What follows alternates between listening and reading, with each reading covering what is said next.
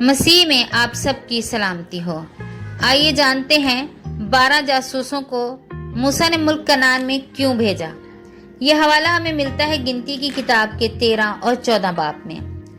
خداوند نے موسیٰ سے کہا کہ تو ان آدمیوں کو بھیج کہ وہ ملک کنعان جو میں ان کو دیتا ہوں حال دریافت کریں، اور ہر قبیلے سے ایک آدمی بھیجنا۔ موسیٰ نے ہر قبیلے سے ایک آدمی بھیجا جو اپنے اپنے قبیلے کا سردار تھا۔ کنعان وہ جگہ ہے جہاں پر کبھی ابراہیم، اسحاق اور یعقوب رہا کرتے تھے، لیکن ملک کنعان میں کال پڑنے کی وجہ سے یعقوب اپنے گھرانے سمیت مصر میں جا بسا۔ اب تقریباً 216 برس بعد موسیٰ اسرائیلیوں کو واپس کنعان لے جا رہا ہے، اور وہ بیابان میں ایک جگہ پہنچے ہیں جو قادس کہلاتی ہے۔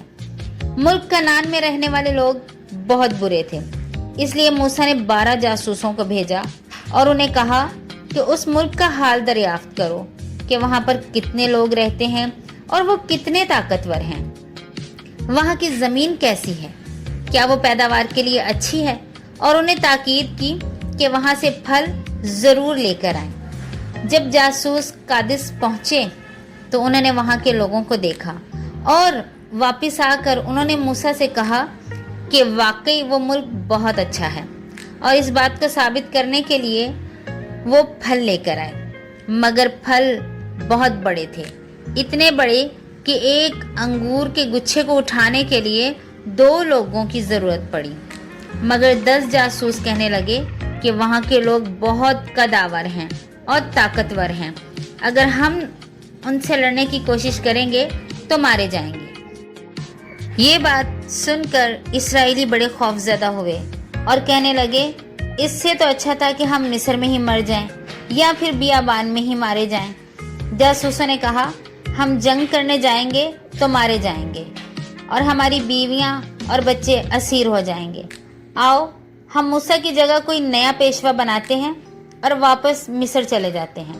مگر جاسوسوں میں سے 2 کا یہوہ پر بھروسہ تھا، اور انہوں نے لوگوں کو خاموش کروانے کی کوشش کی۔ ان 2 جاسوسوں کے نام ہیں یشوا اور کالب۔ انہوں نے کہا، ڈرو نہیں، یہوہ ہمارے ساتھ ہے، ملک پر قبضہ کرنا آسان ہوگا۔ مگر اسرائیلیوں کی بات سے خدا کو بہت غصہ آیا۔ خدا نے موسیٰ سے کہا، 20 سال اور اس سے اوپر کے لوگوں میں سے کوئی بھی کنعان کی سرزمین پر جانے نہیں پائے گا، کیونکہ انہوں نے وہ معجزے دیکھے ہیں جو میں نے مصر میں اور بیابان میں کیے ہیں، مگر پھر بھی انہیں مجھ پر بھروسہ نہیں۔ اس لیے وہ آخری شخص کے مرنے تک 40 برس تک بیابان میں ہی مارے مارے پھرتے رہے، اور صرف یشوا اور کالب ہی کنعان پہنچے۔ ہاللویا! یہ ہے نتیجہ خداوند پر بھروسہ کرنے کا۔ جن لوگوں نے خداوند پر بھروسہ نہیں کیا، خداوند نے انہیں بیابان میں ہی مرنے کی سزا دی، اور پرانی نسل میں سے صرف یشوا اور کالب ہی زندہ رہے، کیونکہ انہوں نے خداوند پر بھروسہ کیا۔ خداوند ہمیں بھی اپنے آپ پر بھروسہ کرنے کی ہمت اور طاقت دے۔ اگر جانکاری اچھی لگی تو لائک، شیئر اور سبسکرائب ضرور کریں۔ خداوند آپ سب کے ساتھ ہو۔ آمین۔